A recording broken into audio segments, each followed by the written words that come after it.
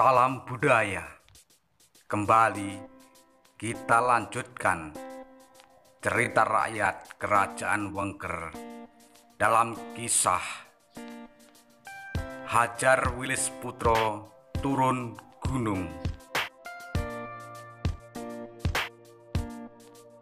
Tersebutlah seorang pertapa yang sakti mandraguna, namanya Hajar Wilis Putro, juga bisa disebut Begawan Wilis Putro atau Resi Wilis Putro.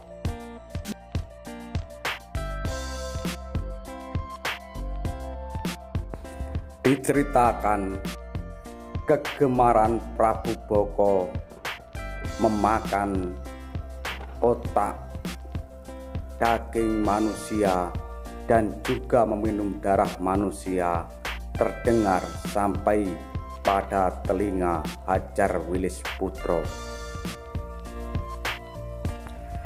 Selain itu, Begawan Wilis Putro dari Raja Jenggala untuk membantu masyarakat sekitar Kerajaan Wengker Seluman menyelesaikan permasalahan Prabu Boko yang suka makan daging, otak manusia, dan meminum darah manusia itu. Perintah Raja Jenggala adalah kalau mau berhenti ditolong, bila tidak maka selesaikan dengan cara kesatria. Teman-teman jangan lupa subscribe, komen. Mendapat perintah raja yang demikian, batin Begawan Wilis Putra berkecamuk juga, karena dia sudah tak lagi ingin menjadi kesatria, tapi menekuni watak Brahmana, yakni menganankan welas dan asih terhadap sesama.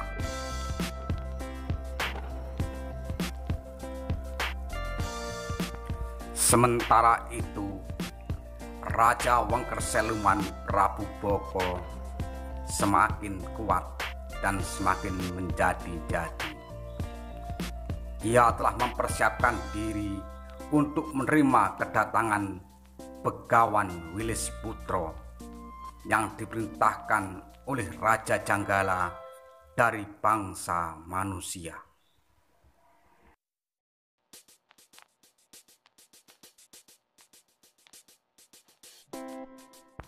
Perjalanan Wilis Putro sampailah kepada hutan yang lebat.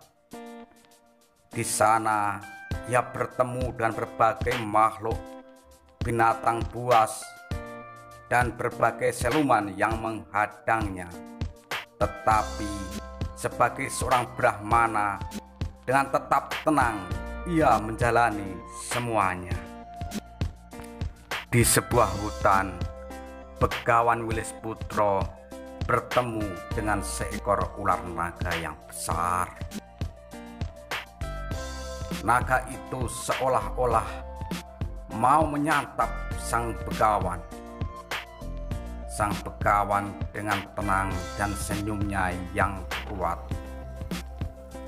mampu menghindari dari naga yang hendak memangsanya. Tiba-tiba naga tersebut meminta tolong kepada sang Begawan Wilis Putro. Betapa terkejutnya Begawan Wilis Putro karena ada seekor naga yang bisa berbicara.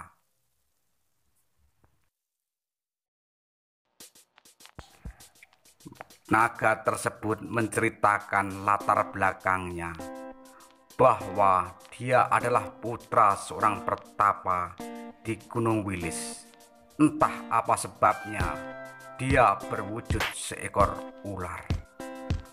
Maka dia meminta bantuan kepada Begawan Wilis Putro agar bisa memberi jalan supaya naga itu bisa berubah menjadi manusia.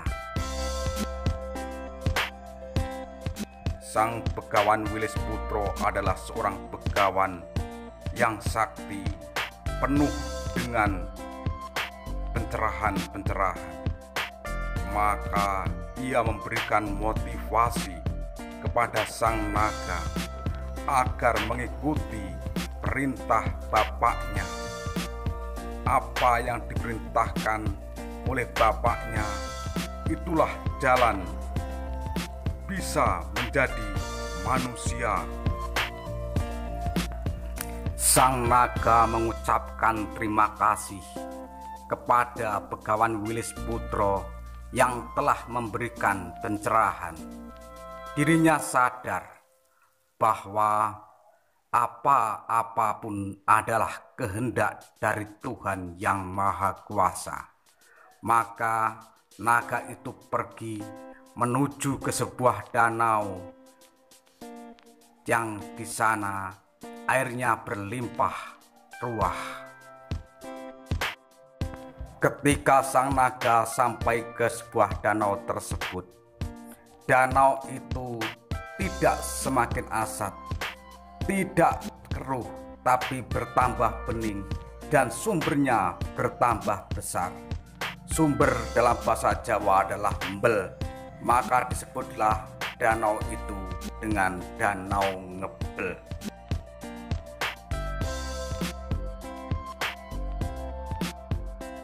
Sang Begawan Wilis Putro pun terus berjalan menyusuri gunung dan perbukitan. Sampailah ia pada sebuah tempat di mana di tempat tersebut dijaga oleh prajurit-prajurit dari kerajaan Wengker Seluman. Sang Begawan Wilis Putro membatin, berarti perjalanannya untuk menuju ke ibu kota kerajaan Wengker Seluman tidak jauh lagi. Para prajurit melihat kelebat dari Begawan Wilis Putro. Para prajurit itu pun bersigap menghadang, lalu menyerang secara bersama-sama. Dengan mudah Begawan Wilis Putro mampu mengalahkan para prajurit dari kerajaan Wengker Seluman.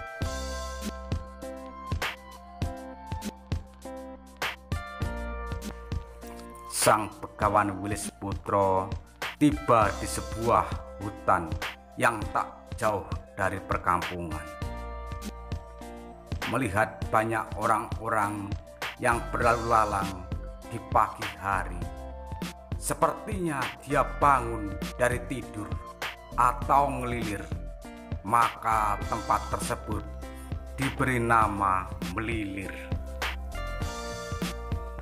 Setelah mampu mengalahkan para prajurit-prajurit Wengker Seluman yang berjaga di perbatasan, Sang Begawan Wilis Putro terus berjalan menyusuri semak dan belukar.